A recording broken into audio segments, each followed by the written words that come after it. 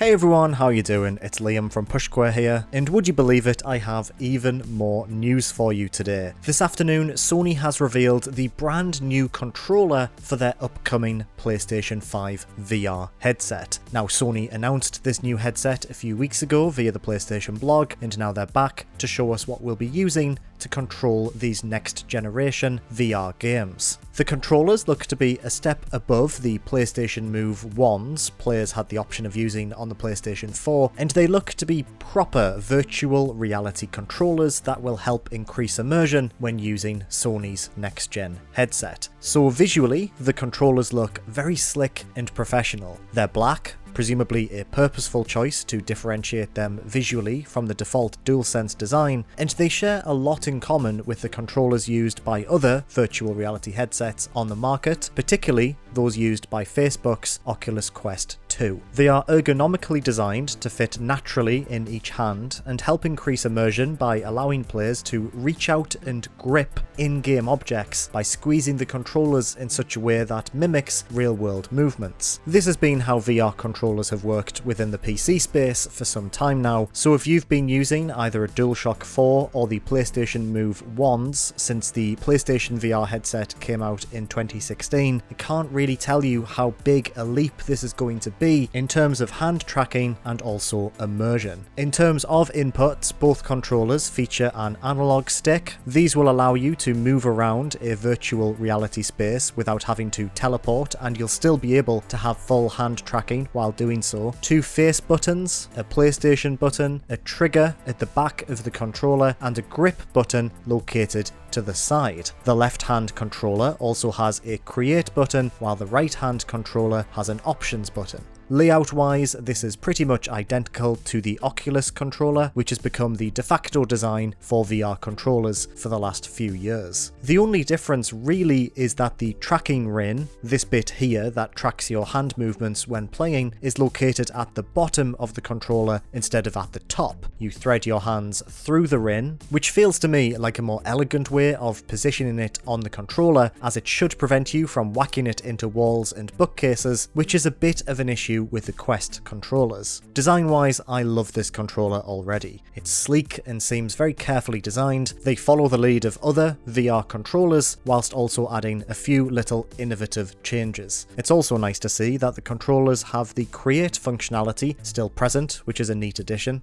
In terms of additional features, within the announcement post on the PlayStation blog, Senior Vice President of Platform Planning and Management, Hideaki Nishino, stated that, quote, "Our new VR controller speaks to our mission of achieving a much deeper sense of presence and stronger feeling of immersion in virtual reality experiences. It will build upon the innovation we introduced with the DualSense wireless controller, which changed how games feel on PlayStation 5 by unlocking a new way to tap into the sense of touch. Now we're bringing that innovation to VR gaming." Those DualSense features that he mentioned include adaptive triggers. Both the L2 and R2 triggers on the back of each controller will feature the same adaptive trigger tech that's present in the DualSense, which sounds amazing. We've seen from games such as Astro's Playroom and Call of Duty Cold War just how much the adaptive triggers increase the sense of immersion when firing a gun, and the thought of using that tech in a virtual reality environment is incredibly exciting. They will also include haptic feedback. Again, like adaptive triggers, we've seen how cool this feature is when implemented properly in adding additional texture and nuance to an experience. One thing worth noting is that the announcement specifies that the haptics would be optimized for the controller's form factor, so I imagine it'll be a little less aggressive. And finally, both controllers will feature finger touch detection, which allows the controller to detect your fingers without having to actually press any of the buttons. This is present on other VR controllers and basically allows you to track the position of your individual fingers, so you can do things like give your pals a thumbs up when playing a multiplayer game together just by moving your thumb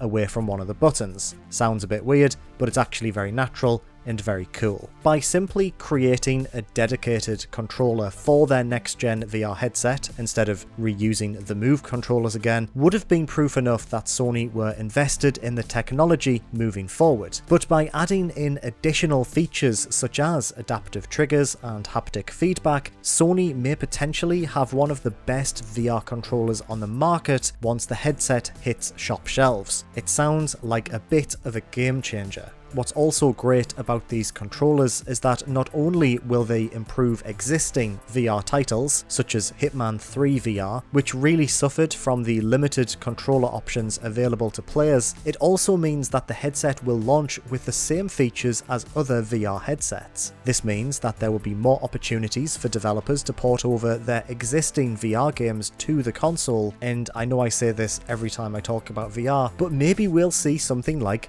I don't know, Half-Life Alyx make its way to the PlayStation 5. Only time will tell. I will never stop predicting that. Also, while I'm making wild predictions, seeing as the controllers are black, does this mean that the headset will also be predominantly black? That would be pretty cool. Anyway, it really is great to see Sony effectively taking a proper second attempt at creating a commercially viable console VR headset. These controllers look the business, they will feel like a genuine next-gen leap for existing PlayStation VR owners, and will no doubt appeal to a brand new audience of people interested in giving the technology a try. Now all we need to see are the games, and hopefully Sony have a couple of first-party secrets hidden up their sleeves. It's also worth mentioning just at the very end here that the VR headset is not scheduled to release this year, but hopefully we'll still see more of it later on in 2021. Maybe over the summer if Sony decide to do something adjacent